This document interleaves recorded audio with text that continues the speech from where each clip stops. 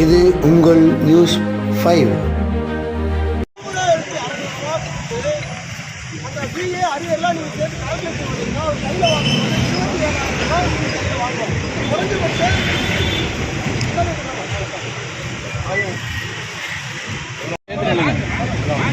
டாஸ்மாக் தொழிலாளர் கூட்டமைப்பு சார்பாக இன்று தமிழகமெங்கும் இருக்கின்ற மாவட்ட தலைநகரங்களே 20 அம்ச கோரிக்கைகளை வலியுறுத்தி தமிழக அரசை 20 அம்ச கோரிக்கைகளை நிறைவேற்றக் கோரி நடைபெறுகின்ற இந்த ஆர்ப்பாட்டத்தின் வாயிலாக தமிழக அரசிற்கு டாஸ்மாக் தொழிலாளர்களுக்கு பணி நிரந்தரம் மற்றும் சாதாரணமாக வேறொருவரை குறைத்து பேசுவதாக எண்ணாமல் துப்புரவு தொழிலாளர்களுக்கு இருக்கக்கூடிய சம்பளம் கூட 22 வருடங்களாக இருக்கின்ற டாஸ்மாக் தொழிலாளர்களுக்கு இல்லை.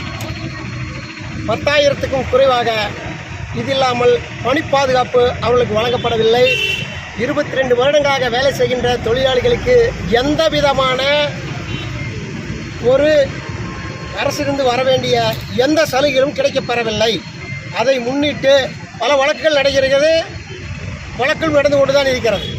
இந்த சூழலிலே தமிழ்நாடு முழுக்க இருக்கின்ற டாஸ்மாக் தொழிலாளர் கூட்டமைப்பு சார்பாக இன்று நடக்கின்ற ஆர்ப்பாட்டம் தமிழக அரசின் காதுகளுக்கு எட்டும், ஐயா மு.க. ஸ்டாலின் அவர்களின் காதுகளுக்கு எட்டும், ஐயா செந்தில் பாலாஜி அவர்களின் காதுகளுக்கு எட்டும் என்று சொல்லி இன்று நடைபெறுகின்ற ஆர்ப்பாட்டத்தின் வாயிலாக 20 அம்ச கோரிக்கைகளை நிறைவேற்றி தமிழக டாஸ்மாக் தொழிலாளர்களுக்கு ஒரு நல்லதொரு விடுதலையும் தீர்ப்பும் தருவார்கள் என்று நம்புகிறோம். கேள்வி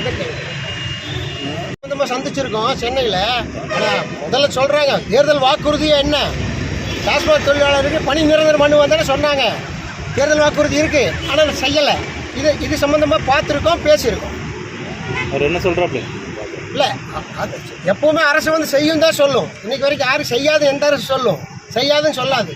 அதனால் செய்யன்னு சொல்கிறாங்க. ஆனால் நாங்கள் என்ன சொல்கிறோம், உங்கள் காலங்கள்லேயே அதை செய்யுங்கன்னு கேட்குறோம். அடுத்த கட்ட நடவடிக்கைகள் இப்போ இந்த வந்து சாதாரணமாக போராட்டமாக இருக்குது. திருப்பி நாங்கள் இந்த போராட்டத்தை வேறு வடிவங்கள் எடுக்கும். அரசு துறையிலேருந்து நீதித்துறையிலேருந்து போராட்டங்கள் நடத்துவோம். நீதித்துறைக்கு போராட்டம் போகும். ஓகே, நன்றி.